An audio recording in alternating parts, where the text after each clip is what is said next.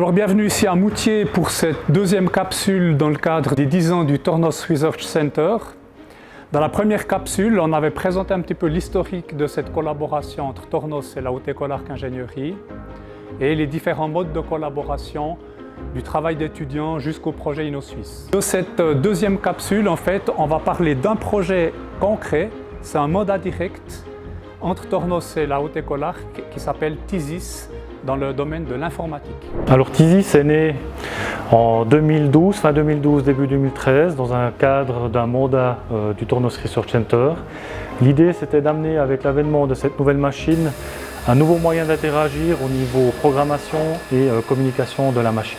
Première version de ce développement a été de développer la partie communication au travers d'un module PC qui s'intègre dans la machine, qui collecte toutes les informations et qui les renvoie sur différentes applications, dont la première application a été TISIS-Tab.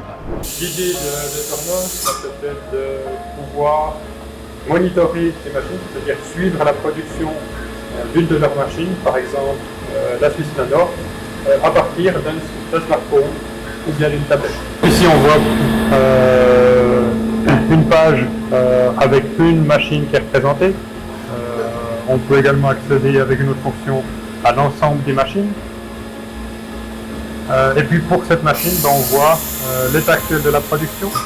Donc là on voit qu'il y a 2522 pièces qui ont été produites sur une série de 10 000 pièces. Et puis on voit une estimation ici que la production sera terminée dans 20 jours, 12 heures et 2 minutes. On a des informations sur la dernière pièce qui a été produite, donc combien de temps elle a été mise pour la réaliser. Puis la lampe témoin ici, qui a la même indication que celle qu'on voit en haut de la machine. Une deuxième version, plus tard, en 2015, est née pour voir les performances de la machine et cette version s'appelle TISIS i4.0. Donc Nicolas, quand vous étiez assistant à la Haute École Arc, vous avez développé ce logiciel TISIS i4.0.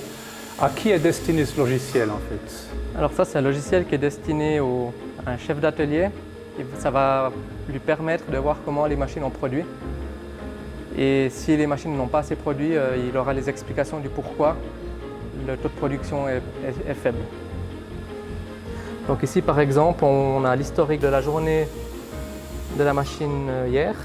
Donc on voit qu'elle a produit de minuit à 4 heures du matin. Ensuite, il y a eu une petite pause, une période de préchauffe. Et avec toutes ces informations, on arrive à calculer le taux d'efficience de la machine, donc qui est calculé en fonction de son taux de disponibilité et de son taux de productivité. Donc dans le cas ici, 84%. Alors une des prochaines étapes, vous le voyez ici, ça c'était le premier PC qu'on a intégré dans les machines, donc ça c'était en 2013 avec une base Windows. Et là l'évolution qu'on est en train de développer avec le TRC, c'est de passer sur une version beaucoup plus libre, open source, basée sur du Linux et basée sur du Python. Et cet module de base, contrairement à celui-ci, sera vraiment de base et donc équipera toutes les machines Tornos. Au départ, TISIS ne s'appelait pas TISIS.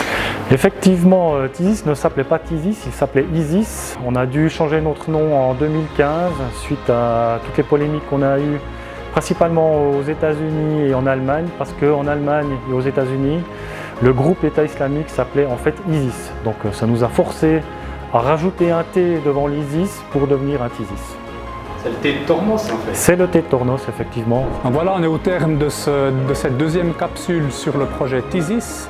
Et on aura encore une troisième et dernière qui sera consacrée à un projet HESSO Thermomac qui est lui plutôt dans le domaine de la mécanique.